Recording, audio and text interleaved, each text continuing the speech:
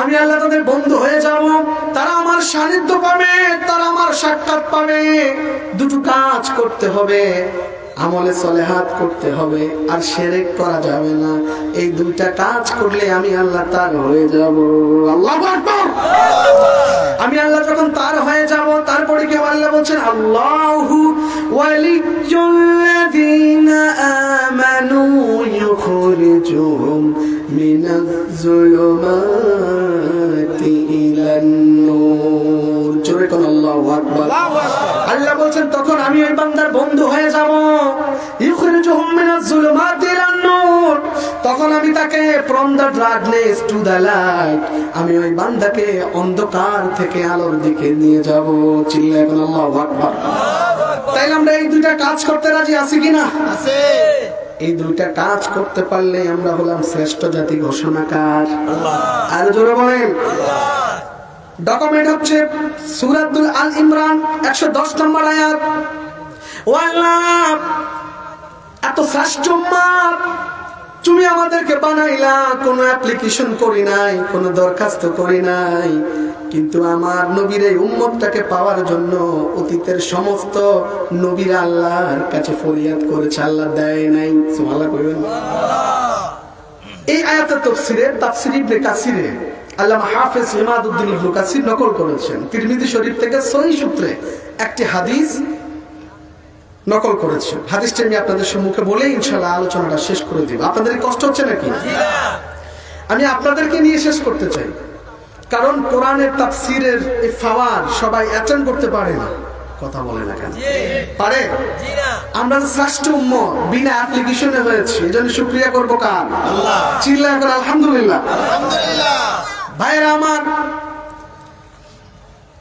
তিরমিজি শরীফ সিয়াসিত্তার প্রসিদ্ধ একটি কিতাব, হযরত সুলাইমান ইবনে মুকাতিল রাহমাতুল্লাহি আলাইহি বর্ণনা করেন, বনি ইসরাইলের 70,000-এর শ্রেষ্ঠ নবী ছিল হযরত মূসা। আমাদের হুজুরের আওয়াজ করে আল্লাহ পাক এই জমিনের বুকে 1 লক্ষ অথবা 2,24,000 পয়গম্বর পাঠিয়েছিলেন। ঠিক না ঠিক? 1,24,000 যদি ধরেন, শুধুমাত্র বনি ইসরাইলে এসেছে 70,000। সুবহানাল্লাহ কইবেন না? এই 70,000-এর যিনি প্রিন্স ছিলেন, লিডার ছিলেন, তিনি ছিলেন হযরত মূসা। সুবহানাল্লাহ বলেন। এই মূসার উপর আসমানি কিতাব আল্লাহ রাব্বুল আলামিন নাজিল করেছিলেন তাওরাত। বলেন তো কি? তাওরাত। তাওরাত কিতাব ওনার প্রতি নাজিল হয়েছে। তাওরাত কিতাব পড়তে গিয়ে উনি দেখলেন ওই তাওরাত কিতাবের মধ্যে এমন একজন নবীর উম্মতের কথা লেখা, যে উম্মতেরা আল্লাহর কাছে যা চাইবে তাই দিয়া দিবে। সুবহানাল্লাহ বলেন।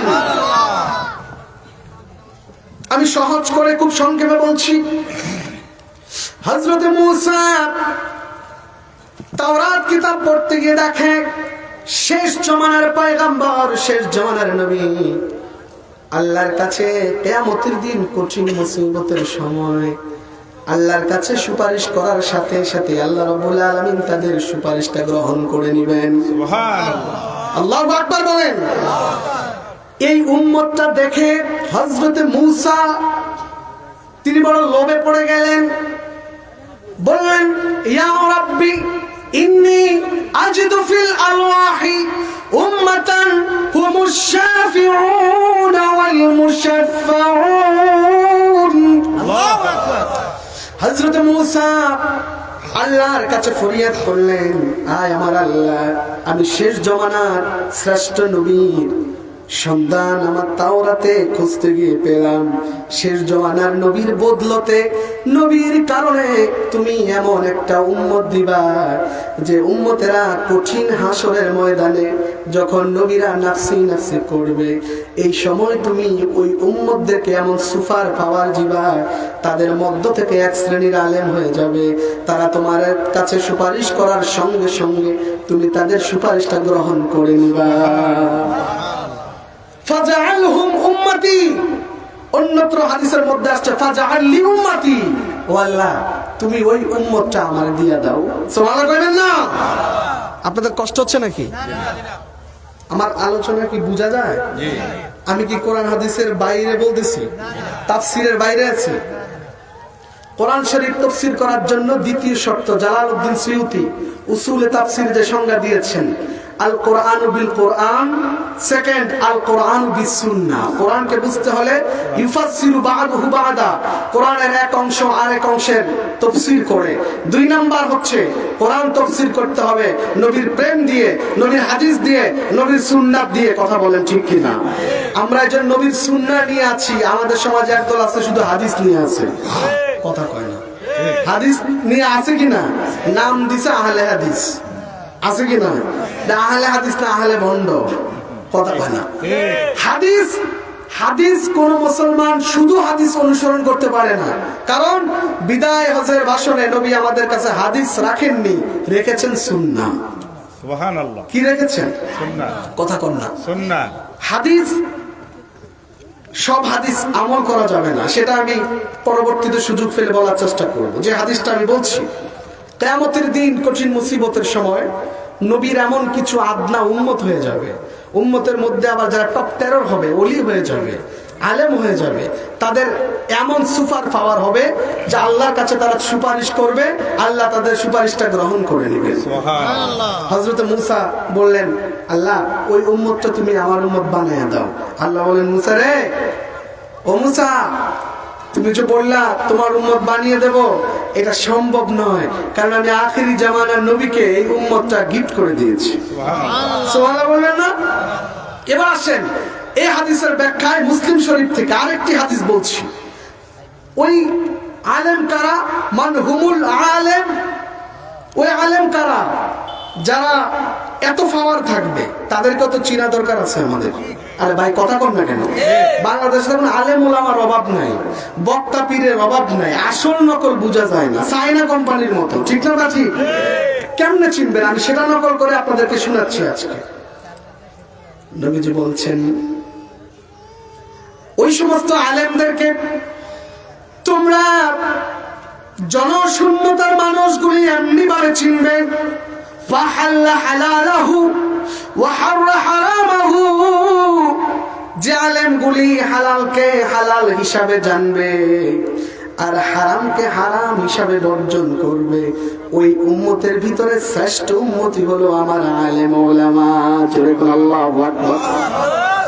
এই জন্য আলেমদের বিষয়ে আহলুস সুন্নাহ ওয়াল জামাতের প্রসিদ্ধ সবচাইতে বড় কিতাব, যিনি হানাফি মাযহাবের সবচাইতে বড় মুস্তাহিদ ছিলেন, যেই কিতাবটি আজ থেকে 12 বছর আগের লেখা, 1200 বছর আগের লেখা, নাম হচ্ছে তামবিহুল গাফিলিন। আল্লামা আবুল্লাহ সামারকান্দি কত সুন্দর করে সেই কিতাবের মধ্যে লিখেছেন, ইজা সারাল উলামা ফাআকালাল হারাম ফাসারাল আওয়ামি কুফারা। আল্লাহু আকবার। নবীর উম্মতের ভিতরে আলেমদের মান এমন হয়ে যাবে যে কোনো সাধারণ মানুষ যদি জেনে না জেনে অন্যায় করে, ওই মানুষগুলি সরাসরি কুফরে লিপ্ত হয়ে যাবে, কাফের হয়ে যাবে। কিন্তু আলেমরা জেনে করলেও সরাসরি কাফের হবে না, তারা হবে ফাসিক, কারণ তাদের সম্মান দিয়েছেন কে? আমার ভাইরা, আমার বন্ধুরা, মুসলিম শরীফের হাদিস, নবী বললেন, আমি নবীর কারণে আল্লাহ রাব্বুল আলামিন যেই জাতটাকে শ্রেষ্ঠ বানিয়ে দিয়েছেন, ওই শ্রেষ্ঠ জাতিটা যখন আল্লাহর কাছে সুপারিশ করবে, আল্লাহ তখন তাদেরকে সুপারিশ করার সে পাওয়ার দিয়ে দিবে। এক একজনের হাতে 10টা করে টিকিট দিয়ে দিবে। আজকে তাফসিরের ইবনে কাসির পড়তে গিয়ে দেখলাম, কিয়ামতের দিন আল্লাহ রাব্বুল আলামিন একসাথে উম্মতে মুহাম্মদীকে 70,000 করে জান্নাতে পৌঁছায়া দিবে। তারা যে জান্নাতে যাবে, তাদের মর্যাদাটা কেমন হবে? কথা কয় না। যে আমাদের এলাকায়, আপনাদের এলাকায় দুলারা বিয়ে করে, সব বিয়ে কি এক হয়? কিছু মানুষ বিয়ে করে বউ আনে রিক্সা দিয়া, কিছু আনে ট্যাক্সি দিয়া, কিছু আছে সিএনজি দিয়া, কিছু আছে কি প্রাইভেট কার দিয়া, কিছু আছে মাইক্রো দিয়া, কিছু আছে এখন আবার এরোপ্লেন দিয়া। কথা কয় না। যে বেড়া এরোপ্লেন আছে, বেড়ার খরচটা কম না বেশি? অন্যান্য নবীর উম্মতেরাও জান্নাতে যাবে, তবে আমার নবীর উম্মতেরাও জান্নাতে যাবে, কিন্তু পার্থক্য থাকবে বিটুইন দ্য ডিফারেন্স, পার্থক্য থাকবে। আমার নবীর উম্মতদেরকে আল্লাহ রাব্বুল আলামিন সেলিব্রেশন দিয়ে নেবে। বন্ধুগণ, হাদিস শরীফ সাক্ষী, নবী বলছেন আমার নবীর উম্মতের ভিতরে, আমার উম্মতের ভিতরে যে আলেম ওলামারা নায়েবে রাসূলরা জান্নাতে যাবে, তাদের এক একজনের মর্যাদা হবে আশারায়ে মুবাশশারার মতো। আল্লাহু আকবার। আশারায়ে মুবাশশারাদের যে মান মর্যাদা, ওই মর্যাদা নিয়ে এই নবীর উম্মতের ভিতরে যারা আলেম, তাদেরকে আল্লাহ রাব্বুল আলামিন জান্নাতে নিয়ে ঢোকাবে। সুবহানাল্লাহ কইবেন না?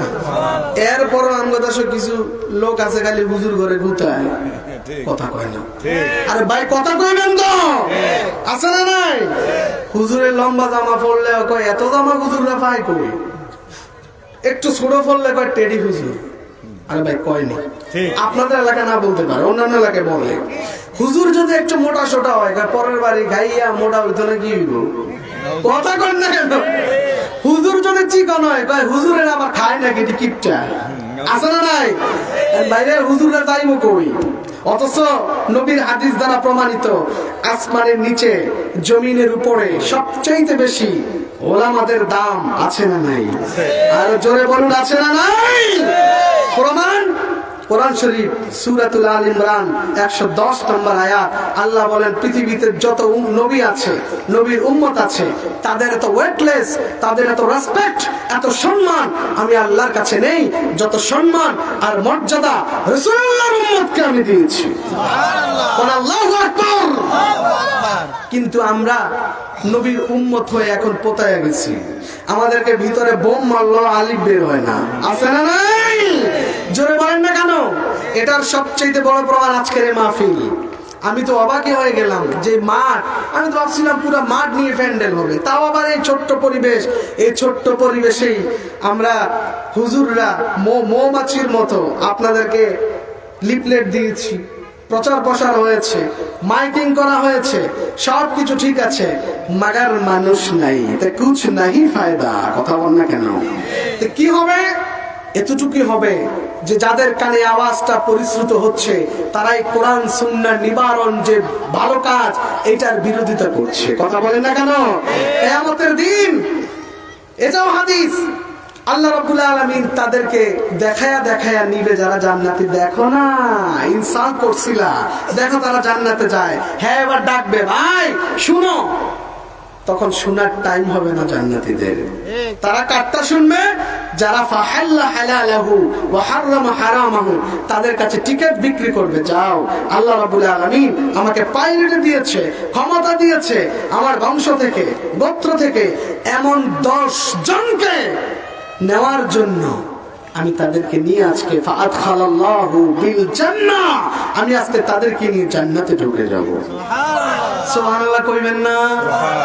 তাইলে আমরা সেই নবী চাই কি চাই না? সেই নবী শ্রেষ্ঠ উম্মত হতে চাই কি চাই না? আর জোরে বলুন, চাই কি চাই না? প্রিয় সুধী, যদি আমরা চাই তাহলে ফিরে আসতে হবে কোরআন সুন্নাহর দিকে। ঠিক কথা কয় না? কোরআন সুন্নাহর দিকে আসতে হবে, হক্কানি আলেম ওলামার সোহবতে আসতে হবে। মনে রাখবেন, এই সমাজ বড় ভয়ঙ্কর। এই সমাজে স্বর্ণের নাম নিয়ে বড় নকল সোনা আছে। কোষ্টি পাথরে যাচাই ছাড়া যেমন মানুষ সোনা কিনে না, আলেমদেরকেও চিন্তা এভাবে কোষ্টি পাথরে যাচাই করে নিবেন। আলেম দেখলেই ফাল দিয়েন না। কথা কয় না কেন? অনেক আলেম আছে, আলেমের লেবাস ধরে আমাদের মতো দাড়ি রেখে পাঞ্জাবি পরে জালেমের মতো কথা কয়। আরে ভাই কথা কন না কেন আপনারা? আছে কি নাই? অনেক আলেম আছে উপরে উঠতে গিয়ে নবীর নাম বেচ্চা খায়, মাদ্রাসা চালায় নবীর নাম বেচ্চা। কথা কয় না? মাদ্রাসা চালায় নবীর নাম বিক্রি করে, মসজিদ চালায় নবীর নাম বিক্রি করে, বউরে ভালো কাপড় চোপড় দেয় নবীর নাম বিক্রি করে। কিন্তু নবীর নাম শুনলে খালি চুলকানি লাগে, নবীর সম্মান দিতে গেলে খালি চুলকানি লাগে। কথা কয় না কেন? আছে না নাই? কথা বলেন না কেন? তো যে বলে চোরের মায়ের বড় গলা, সবচেয়ে বড় কি জানেন? এই দেশটা হচ্ছে আউলিয়া কেরামের দেশ, শাহজালালের দেশ, শাহপুরানের দেশ, শাহ মাকদুমের দেশ, ফুরফুরার দেশ, জৈনপুরের দেশ, সারসিনার দেশ, এই যে আপনাদের শাহপুরের দেশ, সিংহুলার দেশ, বানিয়াপাড়ার দেশ, সোনাকান্দার দেশ, ফুলতুলি দেশ, তারপরে আপনার আশেপাশে যত দরবার আছে, চান্দ্রার দেশ, এই সমস্ত আউলিয়া কেরামের দেশ, সেই দেশের মধ্যে আমাদের মাথার উপরে লবণ রেখে বড়ই খেতে চায়। একদল এরকম আছে না নাই? বলে অলিদের কাছে যাওয়া যাবে না, অলিদের মাজারে যাওয়া শিরক, জিয়ারত করা শিরক, নবীর মিলাদ কিয়াম করা শিরক, নবীর দুরূদ পড়া শিরক। দুরূদ তো ভাঙ্গাই লাইছে, দুরূদ ইব্রাহিম সালাতে কোনো দুরূদই দেয় না। কথা কয় না, আছে কি নাই? আমি আপনাদেরকে একটা দলিল দিচ্ছি, হুজুর যেহেতু দুরূদের কথা বলেছে, আমি আপনাদের কোরআন দিয়ে দিচ্ছি, ডাইরেক্ট শুনেন, গভীর মনোযোগ দেন। যদি ভুল হয়, আমি স্টেজ থেকে রিসেন্টলি নামতেছি, আপনাকে আমি 1 ঘন্টা বুঝায় গাড়িতে উঠবো, যদি আপনি বুঝতে না পারেন। গভীর মনোযোগ দেন। দুরূদ শুধুমাত্র বুখারী শরীফ খুললেই 92 প্রকার দুরূদ বুখারী শরীফে পাওয়া যায়। কত? এই দুরূদ সবগুলি নবীর নাকি অন্য কারো? এখন আপনি পড়বেন কোনটা? যেইটা পড়লে সবচাইতে বেশি সওয়াব হয় এবং যেইটা কোরআন সুন্নাহ দিয়ে সাবিত হয় সেটাই তো পড়বেন। আমাদের দেশের মাওলানা মুন্সিগুলা যেভাবে হলে আকারে দুরুদ ইব্রাহিম পড়ছে, এই যে দুরুদ ইব্রাহিম এই নামটাও বেদাত। কথা কয় না? দুরুদ ইব্রাহিম, দুরুদ ইব্রাহিম নামে কোন দুরুদ 76 হাদিস সহ 40টা হাদিসের গ্রন্থ আমি গুনাহগারের মোতায়েলা আছে, একটা হাদিসও নাই। কেন? দুরুদে ইব্রাহিম এটা কোন নবী নাম দেয়নি, এটা সাহাবায়ে কেরাম নাম দেয়নি, তাবিঈন নাম দেয়নি, একদল আলেম ওলামা এটা নাম দিয়েছে। আর আমি বলি দুরুদে ইব্রাহিম, দুরুদে ইব্রাহিম এই নামটা দুরুদে ইব্রাহিম হবে কেন? কারণ দুরুদে ইব্রাহিমের ভিতরে আমার নবীর নামও আছে 4 বার, ইব্রাহিম নবীর নামও আছে কয়বার? 4 বার। তাহলে এই দুরুদের নাম হওয়া ছিল দুরুদে মুহাম্মদ সাল্লাল্লাহু। তারা সেই দুরূদটা পড়ে, আমাদেরকে বেদাতের তোকমা দিয়া নিজেরাই বেদাত করে। কথা কয় না? এরপরে আসেন, আপনি দুরূদ পড়বেন। আল্লাহর অর্ডার কি? আল্লাহ বলছেন, ইয়া আইয়ুহাল্লাযীনা আমানু সাল্লু আলাইহি ওয়া সাল্লিমু তাসলিমা। ওই ইমানদারেরা, তোমরা যখন আমার নবীর উপর দুরূদ পড়ো, দুরূদ পড়ার সাথে সাথে সালাম প্রেরণ করো। তাইলে নবীর প্রতি দুরূদ পড়লে দুরূদও লাগবে, সালামও। কথা কয় না? দুরূদের সাথে কি লাগবে? এটা কি আমার কথা না আল্লাহ? আপনি কোরআন শরীফ খুলুন, এই আয়াতের বাংলা সরল তরজমাটা দেখুন। আল্লাহ বলছেন, ইয়া হুজুর ঠিক আছে না? ইয়া আইয়ুহাল্লাযীনা আমানু সাল্লু আলাইহি ওয়া সাল্লিমু। আল্লাহর অর্ডার হচ্ছে সাল্লু, এটা আমার সিগা, তোমরা পড়ো, সবাই পড়ো কি? দুরূদ। ওয়া সাল্লিমু, এবং সালাম দাও। সুবহানাল্লাহ কইতেন না? দুরূদ ইব্রাহিমের ভিতরে শুধু দুরূদ আছে, সালাম নাই। কথা কয় না? কি আছে? দুরূদ আছে কিন্তু সালাম। এই জন্য আহলুস সুন্নাহ ওয়াল জামাতের সবচেয়ে বড় ফতোয়ার কিতাব ফতোয়ায়ে শামী, আল্লামা ইবনু আবিদিন শামী লিখেছেন, নামাজের বাইরে দুরূদ ইব্রাহিম পড়া মাকরুহ। সুবহানাল্লাহ কইেন না? সুবহানাল্লাহ। কেন? প্রশ্ন করতে পারেন, হুজুর তাইলে দুরূদ ইব্রাহিম শ্রেষ্ঠ দুরূদ, এটা নামাজে পড়ে, কিন্তু নামাজের বাইরে মাকরুহ কেন? কারণ নামাজের মধ্যে যা যা এটা সব সরকারি গভর্নমেন্ট স্বীকৃত আল্লাহর অর্ডার। এবার আরেকটু বুঝাই। আপনি যদি আমাকে প্রশ্ন করেন, হুজুর নামাজের মধ্যে এই দুরূদটা পড়লাম কিন্তু নামাজের বাইরে কেন মাকরুহ হবে? কারণ একটাই, আল্লাহর অর্ডার হচ্ছে নবীকে যখন, নবীর উপর যখন দরুদ পড়ো সাথে সাথে সালাম দাও। দুরূদ ইব্রাহিমের ভিতরে দুরুদ আছে, সালাম নাই। নামাজের মধ্যে দুরূদ ইব্রাহিম পড়ার আগে আমরা নবীকে সালাম দেই কি দেই না? আসসালামু আলাইকা ইয়া আইয়ুহান নাবিয়্যু ওয়া রাহমাতুল্লাহি ওয়া বারাকাতুহু। সুবহানাল্লাহ বলবেন। তো দুরূদের আগে নবীকে তাশাহুদের মধ্যে সালাম দিয়েছি কি দেই নাই? কথা কয় না? এই জন্য এটা নামাজের জন্য কি খাস। নামাজের বাইরে দুরূদ আছে, যেমন সাল্লাল্লাহু আলা মুহাম্মাদ সাল্লাল্লাহু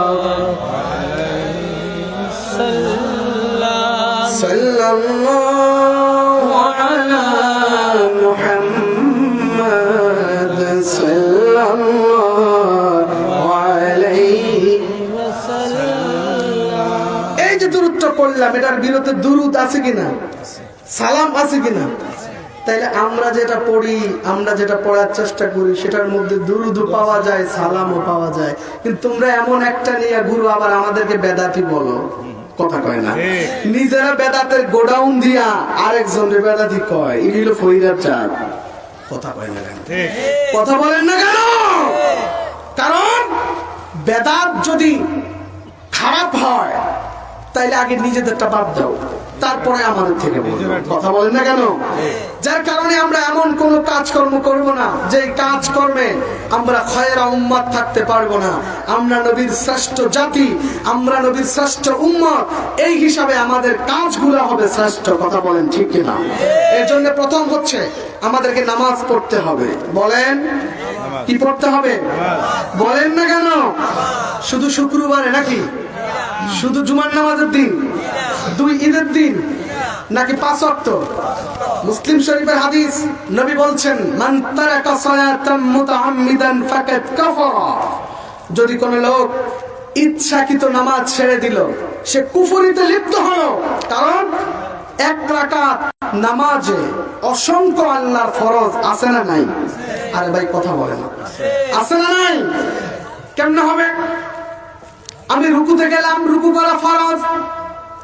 কোন লোক যদি শুধুমাত্র 1 রাকাত নামাজ মিস করলো, তাহলে রুকু করা ফরজ ছিল, সেজদা করা আরেকটা ফরজ। কথা বল না কেন? এরকম 2 রাকাত নামাজে অসংখ্য ফরজ তার তরক হয়। যে লোকেরা ফরজ তরক করে, ফরজ তরক করতে করতে এক সময় তারা কুফরিতে লিপ্ত হয়ে যায়, মুসলমানিত্ব তার থাকতে পারে না। কথা বলেন না কেন? এই জন্যে খয়রা উম্মত, শ্রেষ্ঠ উম্মত হতে যাওয়ার আগে আল্লাহ তাবারাকা ওয়া তাআলার কাছে যদি আমরা অ্যাকসেপ্টেবল হতে চাই, সর্বপ্রথম আমাদেরকে নামাজ পড়তে হবে দৈনিক 5 ওয়াক্ত। কথা বলেন ঠিক কিনা? যেন 5 ওয়াক্ত নামাজ পড়তে রাজি আছে কি নাই? জোরে বলেন না কেন? আছে কি নাই? 2-1 জনে কোন আসি, বাকিরা কি পড়েন না নাকি? কথা কয় না। বাকিরা কি পড়েন না নাকি? এখানে কথা বলাটাও আদব, কারণ আপনি যা কিছু করছেন সব ভিডিও করতেছে কে? কথা কয় না। এই জন্য 5 ওয়াক্ত নামাজ পড়বো তো ইনশাআল্লাহ। এরপরে যত নামাজ আছে, এই যে সামনে রোজা আসতেছে, তারাবির নামাজ কয় রাকাত পড়বো? কথা কয় না। বাংলাদেশে 1 দুরুপ 8 রাকাত আছে না নাই? আবার কইতে কইতে দেখেন ভিতরের নামাজ কমাই লাইছে, 1 রাকাত পড়ে। আছে কি নাই? কয়দিন পরে নামাজই নেই। কথা কয় না কেন? এগুলির সাথে চলা যাবে না। আমরা আহলুস সুন্নাত জামাতের লোক, আমাদের তরিকার ইমামরা আমাদেরকে যেইভাবে ইসলাম শিখিয়েছেন, কোরআন বুঝিয়েছেন, আমরা মৃত্যুর আগ পর্যন্ত সেভাবেই চলবো। আল্লাহ তাবারাকা ওয়া তাআলা আমাদেরকে তৌফিক দান করুক। জোরে বলেন আমিন। আর জোরে বলেন আমিন। মুহাব্বতে জিকির করেন লা ইলাহা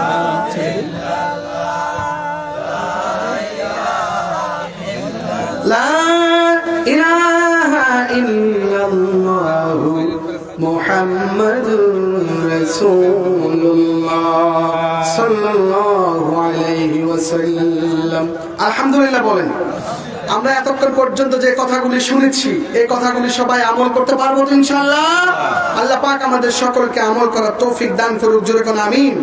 হাযা মা ইনদি ওয়াল ইলমু ইনদাল্লাহ আলাইহি তাওয়াক্কালতু ওয়া ইলাইহি উনীব। ওয়াসসালামু আলাইকুম ওয়া রাহমাতুল্লাহি ওয়া বারাকাতুহু।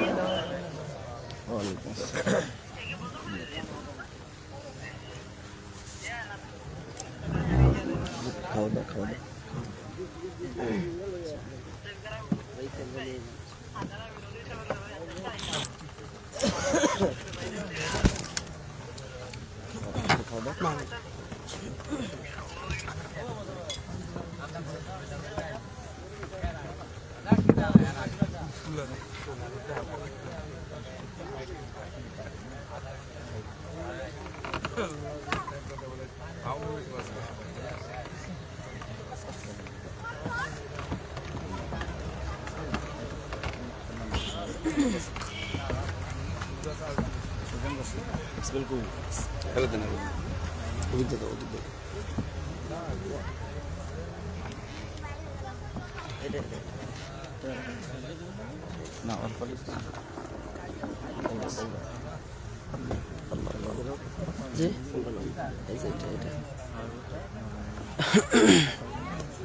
আমরা সকলে বলি আলহামদুলিল্লাহ। আলহামদুলিল্লাহ বলবেন, আল্লাহু আকবার বলবেন। এইটা একটা বেহেশতের বাগান। পৃথিবীর মধ্যে আল্লাহ 3টা বেহেশত দিয়েছেন। সুবহানাল্লাহ কইতেন না? আওয়াজটা একটু জোরে দেন না, আরো জোরে বলেন না সুবহানাল্লাহ। আর আমরা বুঝাইদের মানুষ প্যান্ডেলের মধ্যে আছে, কথা বলেন ঠিক কিনা? যারা দূরের থেকে এখনো মাহফিলে আসার সুযোগ হয় নাই, তারপর কিয়ামত পর্যন্ত হবে না। তারা দূর থেকে তাকায় থাকবে, যখন এই জান্নাতি মেহমান জান্নাতের মধ্যে ঢুকবে, তারাও ঠিক গেটের সামনে দিয়ে তাকায় থাকবে, তারা কই যায়। যাই হোক, এখন আমরা এমন একটা ইসলামী সুন্নি মহাসম্মিলন, যাই হোক আল্লাহ তাদেরকে কবুল করছে, আমরা এখানে সমবেত হতে পেরেছি, কথা বলেন ঠিক কিনা? তো আজকে অনেক ওলামা কেরাম এখানে উপস্থিত হয়েছেন। আমাদের প্রধান আলোচক হযরতুল আল্লাম হযরত মাওলানা মুফতি আলী হোসেন সাইফি সাহেব চমৎকার বয়ান করে গেলেন কোরআন এবং হাদিস দ্বারা। এটাকে ঠেকানোর মতো যদি কোনো মায়ের